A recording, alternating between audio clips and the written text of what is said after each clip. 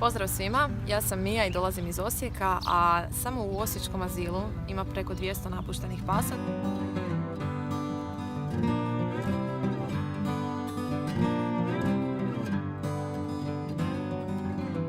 I iz tog razloga vas danas pozivam da podržite akciju Ili žmiriš ili si za kastraciju koja promiče kastraciju te udomljavanje prije kupnje kako bi što manje pasa bilo na ulici i nezbrinuto. Evo, možete se informirati o toj akciji i svojim glasom dati doprinos.